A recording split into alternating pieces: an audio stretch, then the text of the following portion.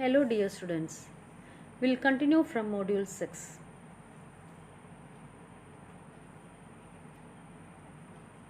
So for today's discussion we'll see Micro C operating system. So Micro C operating system is one of the most popular real-time operating system for an embedded system development. So the Micro C operating system is also a freeware for non-commercial use. So a freeware is a computer software that is available for use at no charge. So the name Micro C operating system is derived from the microcontroller operating system. Next we will see the features of Micro C operating system.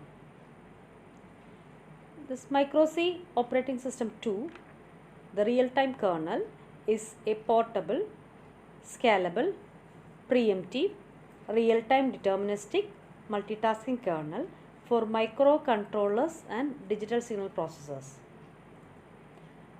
It is delivered with complete source code and in-depth documentation. This Micro C OS is scalable OS. That is, only the OS functions that are necessary become part of the application codes. Thus, the system have a reduced requirement for memory. Let me say once again, this Micro C OS is scalable OS. That is, the only operating system function that are necessary become part of the application codes. Thus, the system have a reduced requirement for memory.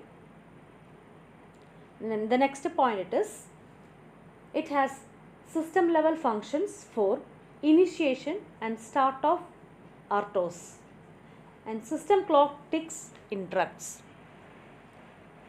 The next feature of Micro C operating system is task service function. Task service function. It can have task creation, run, suspend and resume the task. Next point, delay function. It has delay function, two delay functions. They are enable delaying of higher priority task. Enable delay of higher priority task. That means when we enable the delay of a higher priority task, indicates delaying a task for certain period enables a lower priority task to execute. Delaying a task for certain period enables a lower priority task to execute. So the delayed task is then resumed later before the delayed period is over.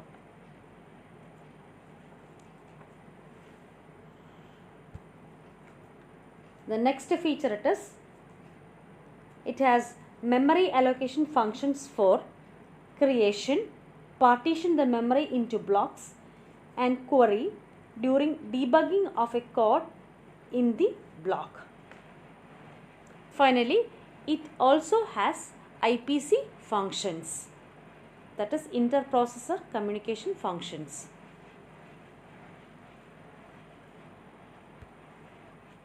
Now we will see Micro C OS system level functions.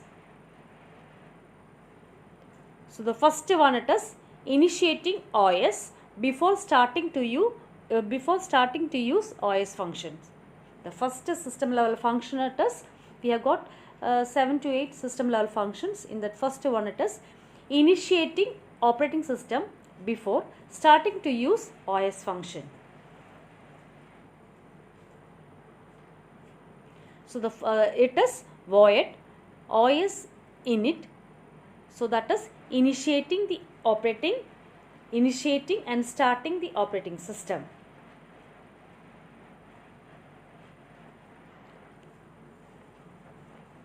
Its use is compulsory before calling any OS kernel functions.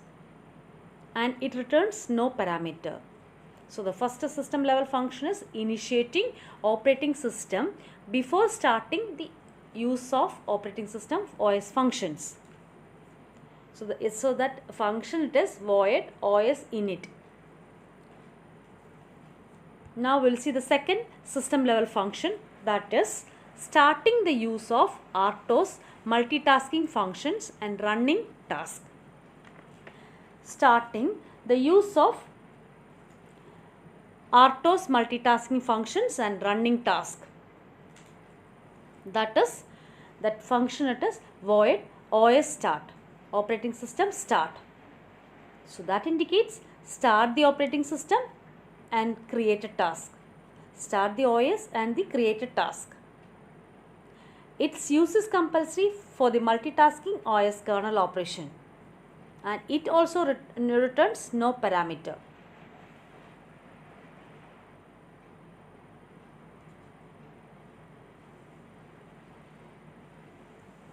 The third point is starting the use of RTOS system clock. Starting the use of RTOS system clock. The function it is void void OS tick init. So that is initiate the system clock ticks and interrupts at regular intervals.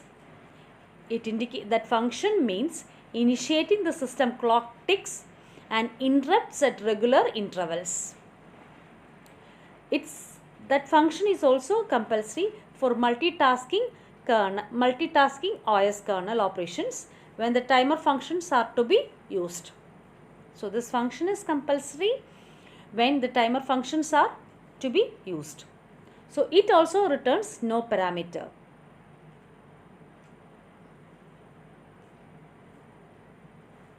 The fourth point it is sending messages to RTOS kernel for taking control at the start of ISR, interrupt service routine. Let me say once again, the fourth system level function it is sending messages to RTOS kernel for taking control at the start of interrupt service routine.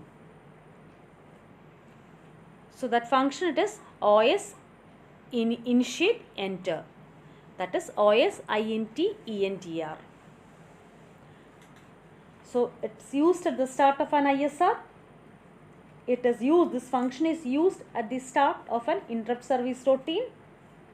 It is for sending a message to the RTOS kernel that ISR has taken control of processor and started executing. Let me say once again, the sending message to RTOS kernel for taking control at the start of ISR function is void OS int entr. So this function is used at the start of an interrupt service routine. It's for sending a message to the RTOS kernel that interrupt service routine has taken control of the processor and started executing. This function also returns no parameter. Now the fifth system level function it is sending message to RTOS kernel for quitting control at the return from interrupt service routine. Sending message to RTOS kernel for quitting control at the return from interrupt service routine. So sending a message to RTOS kernel when we return from ISR. So that function it is, that system level function it is OS init exit. OS int exit. So this function is used just before the return from the interrupt service routine. This function exit function is used just before returning from the interrupt service routine. It is for sending a message to the RTOS kernel for quitting control from the nested loop. So this message is for, this function is for sending a message to the RTOS kernel for quitting control from the nested loop. It's compulsory to the kernel quit ISR from the nested loop of the interrupt service routines. It also returns no parameter.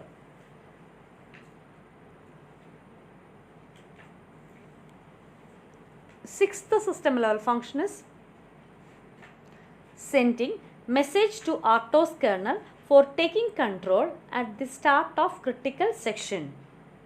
Sending message to RTOS kernel for taking control at the start of a critical section. So that function is macro function OS enter critical. It is used at the start of the critical section in a task or interrupt service routine. So this function is used at the start of critical section in a task or an interrupt service routine.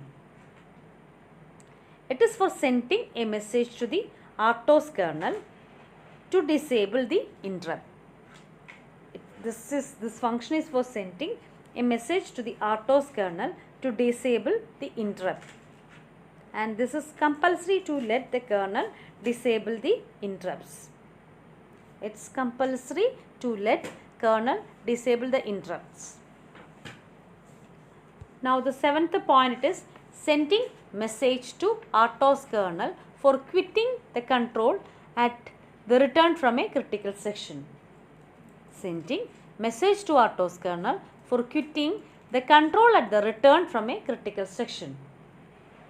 Earlier it was entering into a critical section. Now the seventh message it is sending, seventh one it is quitting from the critical section.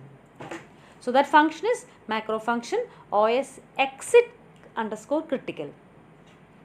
So it is used just before return from the critical section, similar to returning from an interrupt service routine that we have already discussed.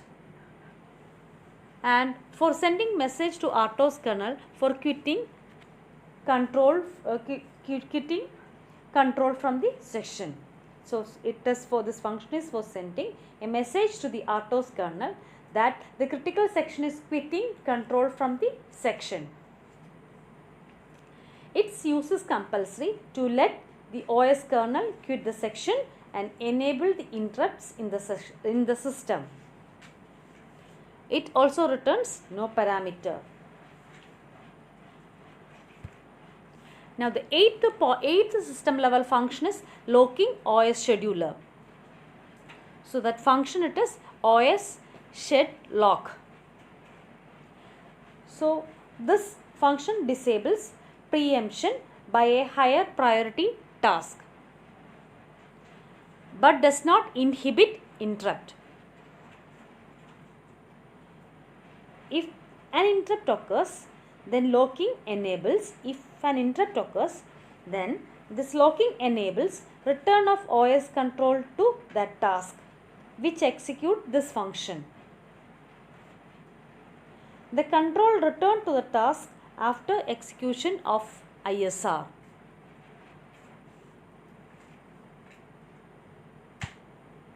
Now the last system level function is unlocking OS scheduler. Unlocking OS scheduler. So that function is OS shed unlock. This function enables preemption by higher priority task.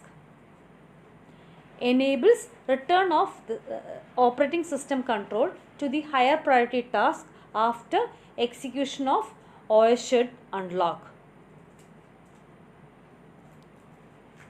If any interrupt occurs after executing this function, then after end of ISR, the higher priority task which is ready will execute on return from ISR. So that's all regarding the different system level functions. Thank you.